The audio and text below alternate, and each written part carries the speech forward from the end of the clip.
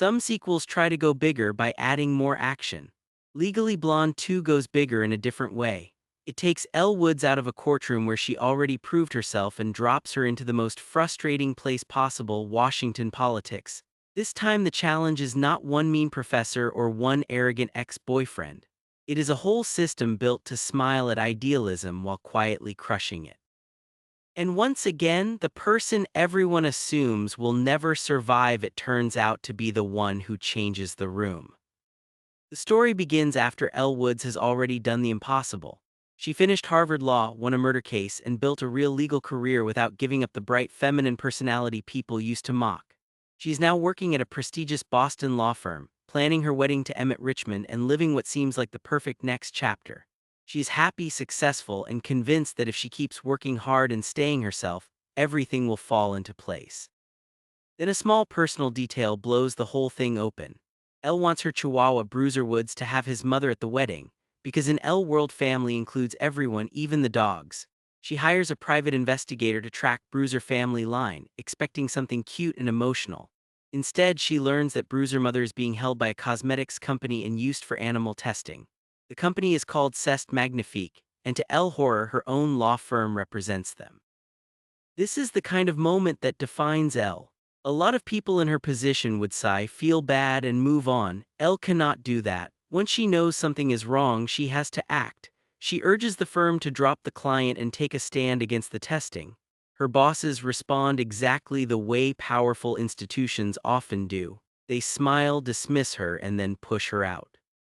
Suddenly, the woman who did everything right is unemployed because she cared too much about something everyone else treated like an inconvenience. That firing changes the direction of the whole movie. Elle could stay hurt and angry in Boston, but instead she does what she always does when someone tells her no. She decides to go where the real power is. If the law can protect companies that hurt animals, then she will help change the law itself. So Elle heads to Washington, District of Columbia with one mission: to pass legislation that bans animal testing and frees Bruiser mother. From the second she arrives, the movie makes it clear that Washington is not Harvard with prettier buildings. It is a place full of image management, hierarchy, and people who speak in polished phrases while avoiding any real moral risk. Elle manages to get work connected to Congresswoman Victoria Rudd, a respected representative who seems like the perfect person to help. At first, Elle is thrilled. She imagines Capitol Hill as a place where passionate people come together to improve the world if you just bring them the right cause and enough charm. Reality hits quickly. The staff around Rudd see Elle as a joke before she even finishes introducing herself. Her pink clothes, upbeat attitude, and open sincerity make people assume she is shallow and naive. The most openly dismissive among them is Grace Rossiter, the Congresswoman's sharp and tightly controlled chief of staff. Grace runs the office with efficiency and caution, and she has no patience for what she sees as Elle's bubbly fantasy world. To Grace, Washington is not a place for idealism. It is a place for deals, leverage, and damage control. At first, Elle tries to approach politics the same way she approached Harvard.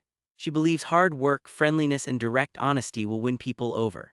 She organizes small morale-boosting ideas around the office, pushes for conversation, and assumes good intentions even when the room does not deserve them. The results are rough.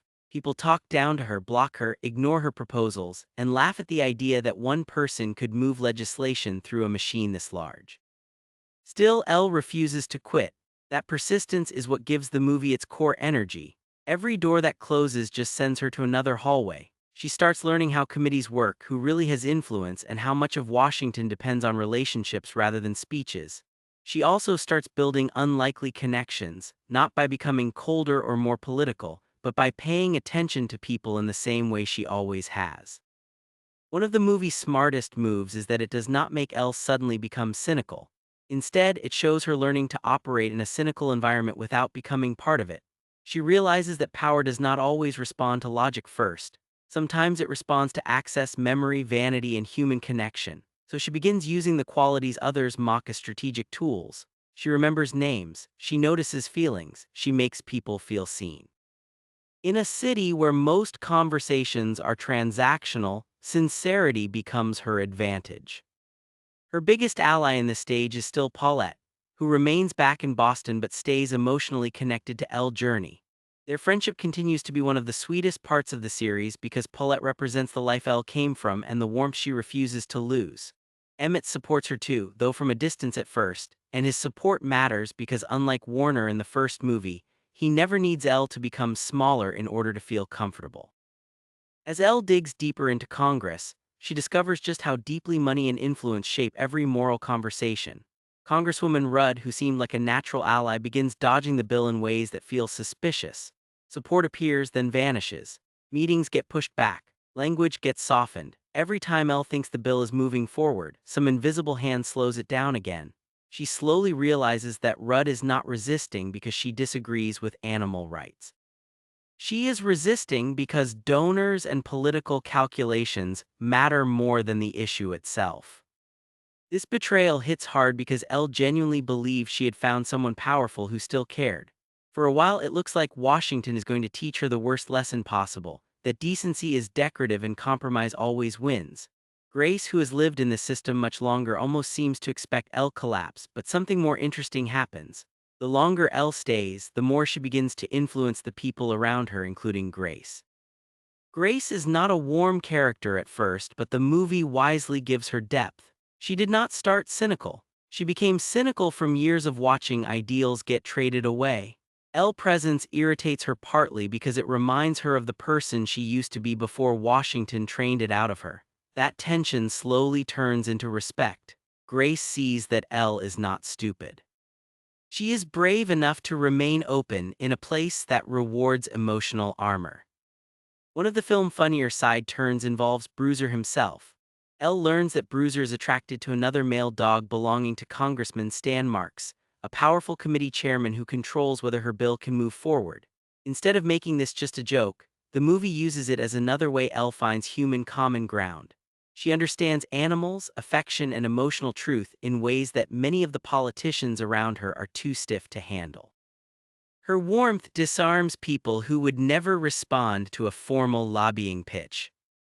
Another useful connection comes through Congresswoman Libby Hosser, an older politician who turns out to have once been part of Elle's sorority world. This could have been a cheap laugh, but it becomes one more example of the film argument that femininity and seriousness do not cancel each other out.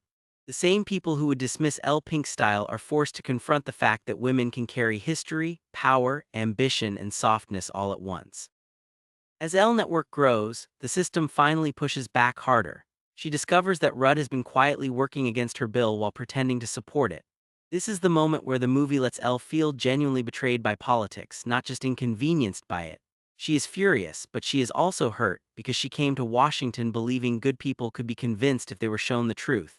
Now she sees that some people already know the truth and bury it anyway. This is also where Grace changes in a major way. She has heard enough, watched enough, and seen enough of Elle's refusal to play dirty that she finally crosses the line from guarded staffer to real ally. She records proof that Rudd has been protecting the interests of donors over the bill and helps expose what has been happening behind closed doors. For Grace, this is more than office rebellion. It is a return to her own conscience. With that barrier broken, the last act turns into a push to get Bruiser bill to the floor. Elle rallies everyone she can, from old friends to political contacts to ordinary staff who have been quietly rooting for her. The momentum builds not because she suddenly learns to manipulate the system better than everyone else, but because she reminds people what public service is supposed to look like. She makes them feel ashamed of doing less. The bill finally reaches the House floor, and by that point Elle has become something very different from the woman who first arrived in Washington with a binder, a pink suit, and absolute faith that everything would make sense. She is still optimistic, still compassionate, and still unmistakably herself, but now that optimism has weight behind it. She understands the cost of change better, she knows how power resists, and she keeps going anyway. The success of the bill is satisfying because it is not framed as one person magically fixing politics forever. It is a win, but a realistic one inside this movie world. Elle gets the law she fought for. Bruiser Mother and the other dogs are freed from testing. The people who underestimated her are forced to admit that she accomplished something real. And perhaps most importantly, Elle proves that softness can survive in power without being swallowed by it. The personal ending matters too. Elle and Emmett get married in Washington instead of the original Boston plan, and the scene feels earned because by now Washington has become part of her journey rather than just a battlefield. Paulette arrives with love and chaos as always. The wedding is joyful, but it is also symbolic. Elle did not just hold on to romance while chasing her cause. She learned to balance love, ambition, and conviction without giving any of them away. Grace emerges changed as well. She starts the film as a portrait of what Washington can do to a smart, driven woman over time. By the end, Elle has helped crack that shell open just enough to let integrity back in. Their relationship becomes one of the movie's best payoffs because it shows that change is contagious. Elle did not just pass a bill, she reminded another woman that compromise does not have to become identity. Legally Blonde 2 works best when it stays focused on that idea. It is not really a story about fashion invading politics, even though that contrast gives the movie its bright comic edge. It is a story about whether idealism can survive contact with institutions built to wear it down. Elle's answer is not to become harder than everyone else.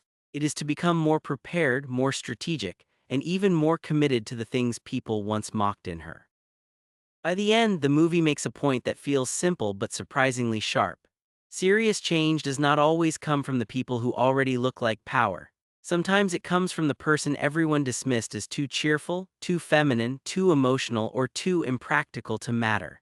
Elle walks into Washington as a joke to half the room and leaves as proof that conviction with heart can move people who forgot how to feel. And when she smiles at the future in the final moments, Legally Blonde 2 lands on the same truth that made the first film work. Elle Woods does not win because she stops being Elle Woods. She wins because she learns how far that version of herself can actually go.